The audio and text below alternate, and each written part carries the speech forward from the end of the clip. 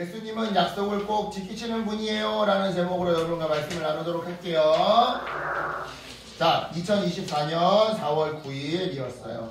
인천에 있는 한 치킨집 사장님이 이른 아침부터 열심히 치킨을 튀기고 있었어요. 치킨 맛있겠다.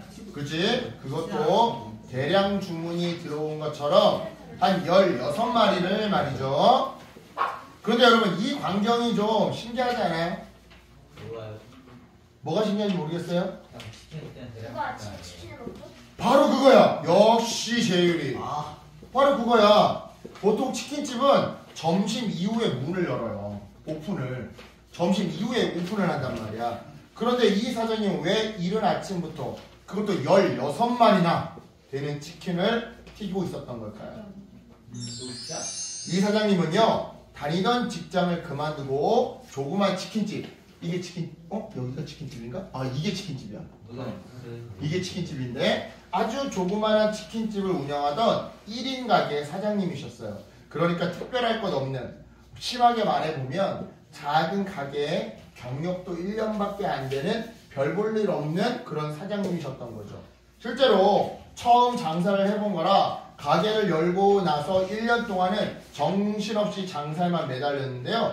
그렇게 전쟁 같은 1년이 지나고 이제 장사가 어느 정도 익숙해지자 갑자기 사장님 머릿속을 스치고 지나가는 기억이 하나 있었어요. 바로 12년 전 수능을 마치고 치킨집 배달 알바를 할 때 했던 약속이었는데요.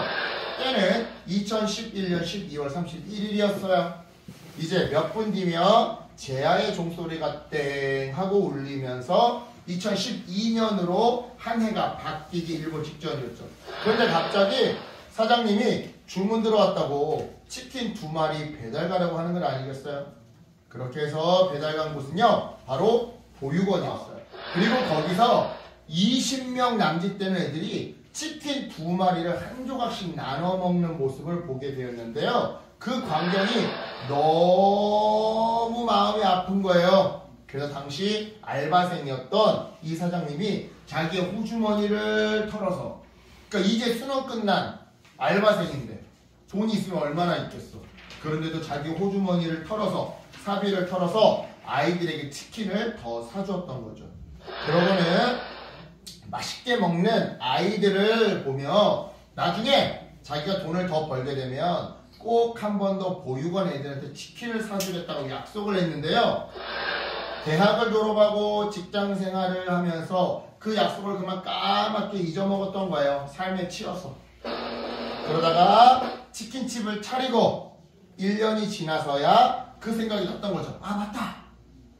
이러한 이유로 이른 아침부터 치킨을 튀기고 있었던 사장님은요, 이윽고 다 요리된 치킨을 들고 보육원에 방문했어요. 그리고는 약속을 지킨 사장님 덕분에 보육원 아이들은 아주 맛있게 그리고 배부르게 치킨을 먹을 수 있었죠. 그런데요, 이날 보육원 아이들이 느낀 것은요, 아, 오늘 치킨 맛있었어. 오늘 어떤 사장님 덕분에 공짜 치킨 먹었어. 이게 다가 아니었어요. 이날 보육원 아이들의 일기에는 이러한 내용이 적혀 있었는데요. 약속을 지키면 누군가에게 위로가 되고 힘이 된다는 걸 배웠다. 그러니까 나도 약속을 지키는 사람이 되어야겠다. 그래요. 이처럼 약속을 지키는 것은요, 사람들한테 희망과 용기를 줘요. 동시에 다른 사람들도 약속을 지키며 살도록 도전해주고 또한 응원해주죠. 오늘 본문에도 이와 같은 약속에 관한 이야기가 등장하는데요. 과연 어떤 이야기인지 말씀 속으로 들어가 볼게요. 자, 예수님이 십자가에 달려 죽으신 지 3일째가 되는 날 새벽이었어요. 여자들 몇 명이 예수님의 시신에 향품을 바르기 위해 무덤에 갔더랬죠. 하지만 무덤에 도착했을 때 여자들은 깜짝 놀라고 말았어요. 왜냐? 예수님의 무덤 문이 활짝 열려 있었고 그 안에 예수님의 시신이 보이지 않았기 때문인데요. 그때 갑자기 반짝이는 옷을 입은 두 천사가 나타나 말했어요. 어찌하여 살아있는 자를 죽은 자 가운데서 찾느냐? 예수님은 여기에 계시지 않고 살아나셨느니라. 예수님이 이전에 갈릴리에 계실 때 너희에게 하셨던 말씀을 기억하거라. 그래요. 예수님은요 이미 예전에 자기가 죽고 다시 살아나실 것을 아주 여러 번 제자들에게 말씀해 주시고 또한 약속해 주셨더랬어요. 그런데 제자들은 이 사실을 까맣게 잊어먹고 있다가 이렇게 천사들이 말을 해주자 그때서야 다시 기억해냈던 거죠. 또한 예수님뿐만 아니라 구약 성경 속의 여러 선지자들도 메시아가 고난을 받고 죽었다가 다시 살아나실 것을 예언했더랬는데요. 이처럼 여러분 예수님의 부활은요 그냥 놀라운 기적이 아니었어요. 하나님께서 구약 선지자들을 통해서 그리고 예수님을 통해서 하신 그 약속을 이루어준 약속의 성취 사건이었던 거죠. 따라서 여러분 예수님의 이 부활 사건을 통해 우리는 무엇을 깨닫고 무엇을 믿으며 또한 어떻게 살아야 할까요? 먼저 첫 번째, 하나님은요 우리와 맺은 약속을 반드시 지키시는 신실하신 분이라는 걸 깨달아야 해요. 즉 하나님은 절대로 거짓말하지 않는 분이라는 사실을 마음속 깊이 새겨야 한다는 거죠. 둘째, 예수님이 약속하신 대로 부활하신 것처럼 예수님이 나중에 이 땅에 다시 오시겠다라고 했거든요. 그 약속도 반드시 이루어질 거라는 사실을 믿어야 해요. 즉 우리 눈에는 아직 보이지 않지만 그래서 믿기 어렵지만 예수님은 약속대로 부활하신 것처럼 약속대로 꼭 다시 오셔서 우리를 천국으로 데려가실 거라는 사실을 믿어야 한다는 거예요.